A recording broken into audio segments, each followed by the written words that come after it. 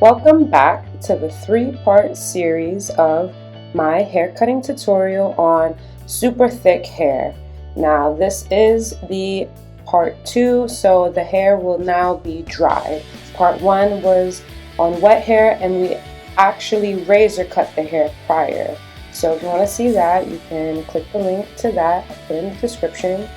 So her hair is all dry now and we are going to scissor cut because we do not razor cut dry hair. Now the reason that I want to go in and just do some scissor work on her hair now is just to further get some of the density and the thickness off of the ends of the hair, and so that we can kind of blend all the razor cutting work so that it can melt and just blend all together. Now when you're razor cutting or doing any type of haircut on a rounded surface, there are going to be points of the haircut that you get like these 4 corners on the head that you have to kind of attack. So this is me attacking one of those corners right there. You can always find your corners, you were always taught, like, if you were to put like a small book on the top of the head and let it lay flat, it will kind of lead you into the right direction of where those corners could be on the top of the head. That's how we were taught in beauty school, and I don't know, it clicked for me, and I was always able to find those long pieces that kind of drag the cut down in certain areas, and it was always in those 4 corners. So by blending everything together, we kind of give it a cohesive cut. So you see it's kind of like melting those kind of what would look very choppy, and it is because I was kind of like going in with the razor cut at first. So this is how I kind of blend all the razor cutting layers. And pretty much what it is just following the 80 degree hair cutting style, bringing that hair all the way up to the top so that the bottom layers are falling out, so that we're not really cutting the length off the bottom layers.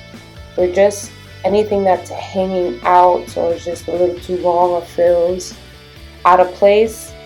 That's what we are blending out and softening, and I'm literally just cutting the tips. I'm not going into the hair anymore because I don't want to accidentally be too heavy-handed with her hair, because although it is very thick hair, it is also very fine hair strands, so it's very easy to take too much, even though we've taken so much off for this haircut, as you can see in part 1. So yeah, so I'm just blending those pieces, those corners, making sure that it all melts. And this video is sped up, so this haircut overall did take some time, and when you're dealing with very thick hair, you do want to take your time. So I'm getting towards the end of this, I would even call this like a texturizing technique. You see how soft and blended everything kind of looks now. The color is definitely, her hair color now is definitely telling on itself, but I assure you the cut is blended.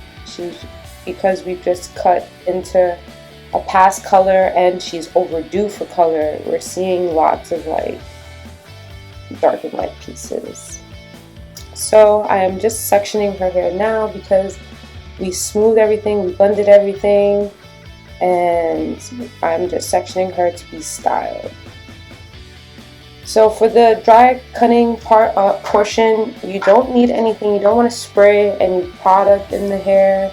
And all you literally need is a pair of scissors, and you just take your time, find those corners, blend everything out. You're not cutting much. This was the inspiration picture, and this is the finishing look. Okay. So part 3 will be me actually styling her hair, so how I got to this here, and that will be out shortly. Okay, so stay tuned for that one. But this dry cutting portion honestly can be done whether you've razor cut the hair prior, or if you didn't and you're just looking to just soften and texturize someone's ends. You could do that as well using that technique.